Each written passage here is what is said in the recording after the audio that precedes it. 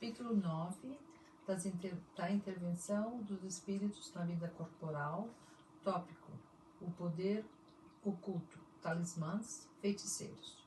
Pergunta 551 a 556. 551. Pode um homem mau, com o auxílio de um mau espírito que lhe seja dedicado, a fazer mal ao seu próximo? Não, Deus não o permitiria. Pergunta 552.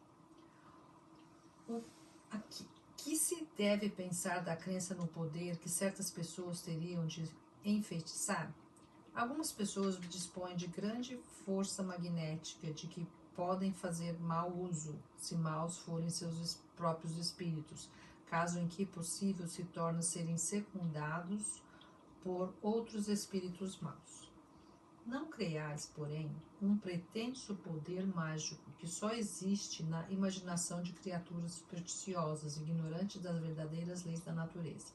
Os fatos que citam como prova da existência desse poder são os fatos naturais, mal observados e, sobretudo, mal compreendidos. Pergunta 553. Que efeito podem produzir as fórmulas e práticas mediante as quais pessoas há que pretendem dispor do concurso dos espíritos? O efeito de torná-las ridículas se procedem de boa fé. No caso contrário, são tratantes que merecem castigo. Todas as fórmulas são mera charlatanaria. Não há palavra sacramental nenhuma, nenhum sinal cabalístico, nem talismã que tenha qualquer ação sobre os espíritos, porquanto estes só são atraídos pelo pensamento e não pelas coisas materiais. Mas não é exato que alguns espíritos têm ditado eles próprios fórmulas cabalísticas? Efetivamente, espíritos há que indicam sinais, palavras estranhas ou prescrevem a prática de atos por meio dos quais se fazem chamados conjuros. Ficai certos, porém, de que são espíritos que de vós outros encarnecem e zombam da vossa credulidade. Pergunta 554.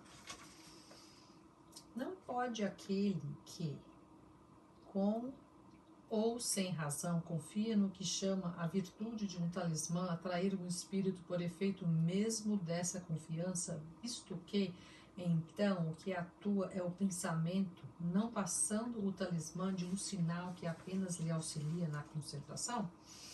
É verdade, mas da pureza da intenção e da elevação dos sentimentos depende a natureza do espírito que é atraído. Ora, muito raramente aquele que seja bastante simplório para acreditar na virtude de um talismã deixará de colimar um fim para mais material do que moral. Qualquer, porém, que seja o caso, essa crença denuncia uma inferioridade e uma fraqueza de ideias que favorecem a ação dos espíritos imperfeitos ou escarninhos. Pergunta 555. Que sentido se deve dar ao qualificativo de feiticeiro? Aqueles a quem chamais feiticeiro são pessoas que, quando de boa fé, gozam de certas faculdades, como sejam a força magnética ou a dupla vista. Então, como fazem coisas geralmente incompreensíveis, são tidos por dotados de um poder sobrenatural. Os vossos sábios não têm passado muitas vezes por feiticeiros aos olhos dos ignorantes? O espiritismo e o magnetismo não dão a chave de uma imensidade de fenômenos sobre os quais a ignorância teceu um sem número de fábulas, em que os fatos se apresentam exagerados pela imaginação. O conhecimento lustro dessas duas ciências que, a bem dizer, formam uma única, mostrando a realidade das coisas em suas verdadeiras causas, constitui o melhor preservativo contra as ideias supersticiosas, porque revela o que é possível e o que é impossível, o que está nas leis da natureza e o que não passa de ridícula crendice. Pergunta 556. Tem algumas pessoas verdadeiramente o poder de curar pelo simples contato? A força magnética pode chegar até aí. quando secundada pela pureza dos sentimentos e por um ardente desejo de fazer o bem, porque então os bons espíritos lhe vêm em auxílio. Cumpre, porém, desconfiar da maneira pela qual contam as coisas pessoas muito crédulas e muito entusiastas, sempre disposta a considerar maravilhoso o que há de mais simples e mais natural. Importa desconfiar também das narrativas interesseiras que costumam fazer o que exploram em seu proveito a credulidade alheia.